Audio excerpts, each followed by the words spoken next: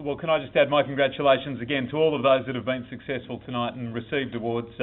Congratulations. I think you'll all agree it's been a wonderful night, and we've got the big three awards, the Griljusic, the Committee and the Christian to come. And I know that's, for the members of the media, certainly the highlight.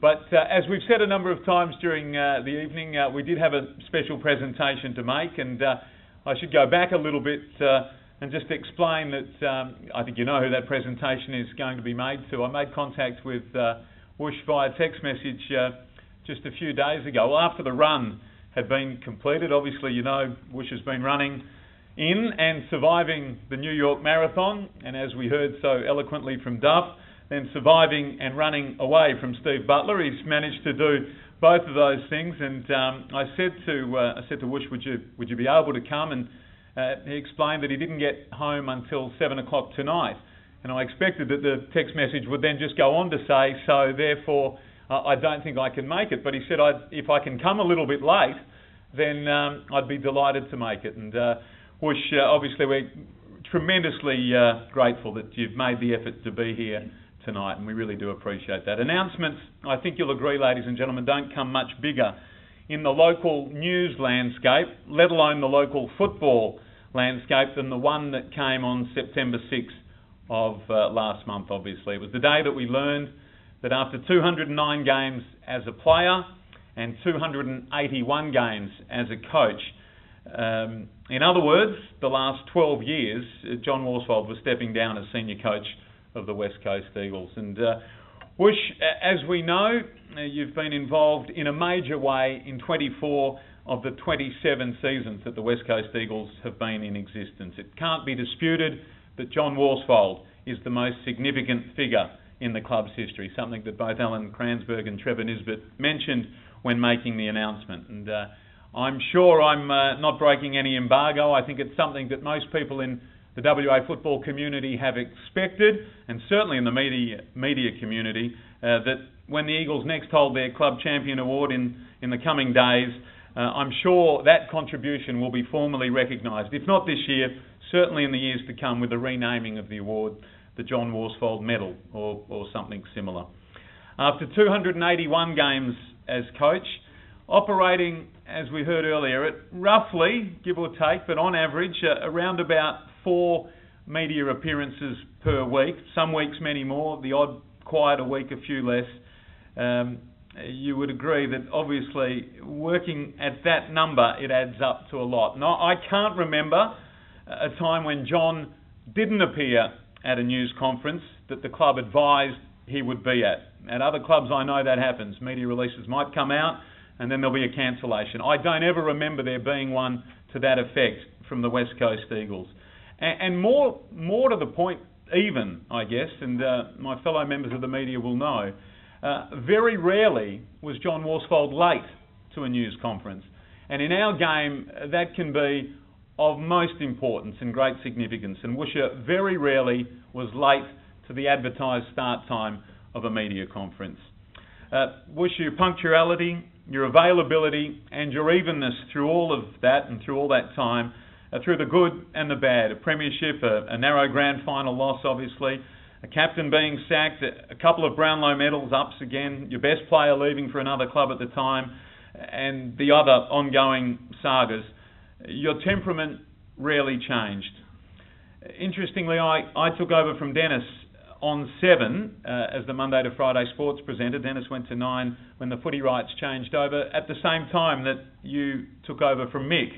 And so for me personally, you've been a constant companion on Monday nights over the 12 years during football seasons. And never, not once, did Woosh call in sick or say he didn't feel up to fulfilling the commitment. That's the sort of bloke that John Worsfold is. And it was the same, as you know, for the countless news conferences, radio and TV interviews, and in more recent times, social media interactions that Woosh was asked to fulfil.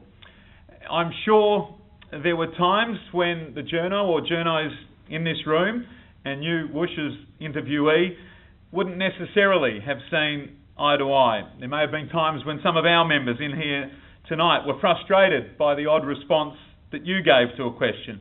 And I'm sure, Woosh, you no doubt were annoyed or frustrated from time to time at some of the questions or the line of questioning, but it never stopped you from fronting up. And at the end of each and every news conference, certainly the ones I attended, and I watched most of the others that I wasn't there personally at, no matter how fiery the exchange between journos and coach John Worsfold may have been, and they weren't often that fiery, but no matter how fiery they got, there was always a wink, always a smile, and always a thank you at the end of it from John Worsfold.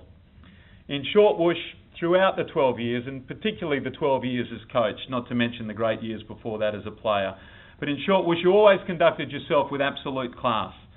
And that's something that the members of the WA Football Media Guild will never forget. At the start, throughout, and right until the end, you conducted yourself with that same class. You earned, you held, and you will always maintain our great respect. And for 12 years of outstanding service to the WA football industry, on behalf of the WA Football Media Guild, I say a huge thank you and congratulations for what lies ahead. I think it was Polly Farmer who came and spoke to a young group of West Perth players in the early 90s, and Polly stood up there. He made some great points about football and life and sport in general, but something Polly said in his good days that stayed with me forever, and I think is so applicable to you, Woosh. I remember this, and this will stay with me until the day I go. And Polly stood there and said, the real champion sports people, the real champions, are also, first and foremost, champion blokes.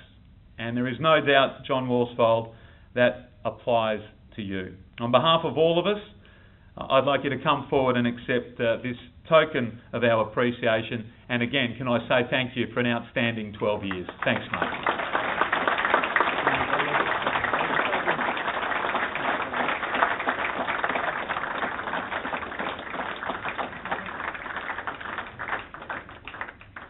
I'd like to thank John Townsend and the boys at the West Bush. I'll invite you to say a few words in just a moment. It's before you lost a little bit of weight and started training for the marathons, but a reasonably recent photo. For those of you that can't see, we'll give you a good look at it in a moment. But Woosh in classic pose, surrounded by cameras and journos and microphones. And Woosh, for old time's sake, I was trying to think what it might have been that you were saying in this press conference. I narrowed it down to three. Either A, Barra, that's a stupid question. B, with the question probably being, Woosh, would you agree this derby is worth more than 4 points? You looking at the journo and saying, well, do you get more than 4 points if you win? And the journo saying no. And then you would be saying, well, obviously it's worth only 4 points.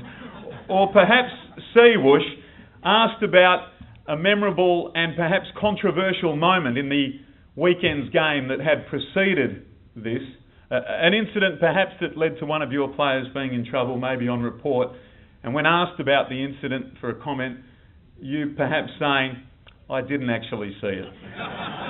Ladies and gentlemen, I present to you a man who's been enormous for the football media and for each and every one of us in the working media in this room. As I said, a champion bloke and a bloke we will never forget and will always be very grateful to, John Worsfold.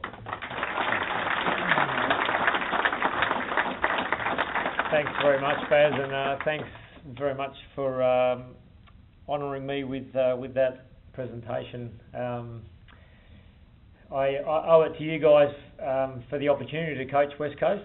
Well, maybe not all of you, but George Grulisich in particular. If you all remember the great spill, he never shut up about it, but he got me the job at West Coast. They had pretty much appointed Neil Craig, and George created a furore and some noise and got me the job somehow. Anyway, so thanks, George. Yeah, I don't know if he was if he knew what he was in for at the time. But Dennis, what car are you driving tonight, mate? Not happy with the partnership? I'll go and. Won't be me, it'll be Nizzy letting you drive down. Or Frank. So you go now, Frank. I'll cover for you. I'll give you 3 minutes.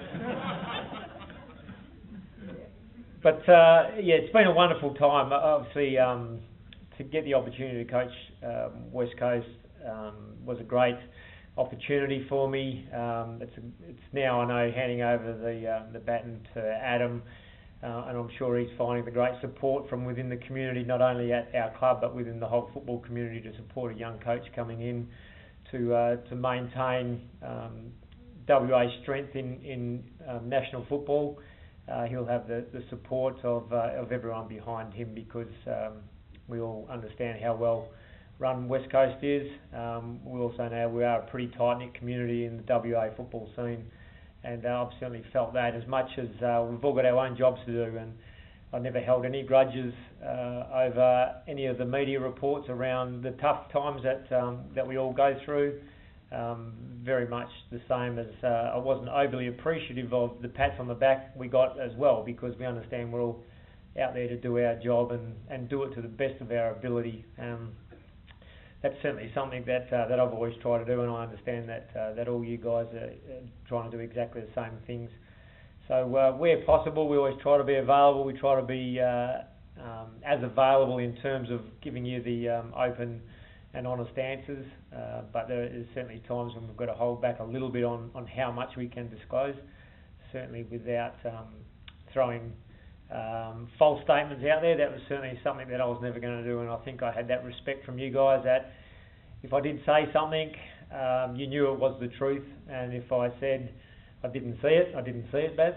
I was telling the truth. Maybe I didn't see the replay. I was talking, I don't know, but it's a wonderful wonderful game that we're all involved in, and it's in really good health, I think, both at our local level, community level, WAFL level, and certainly at AFL level. The big stories are never going to cease to appear, so there's a lot of exciting times ahead for you guys in capturing what's happening within our game.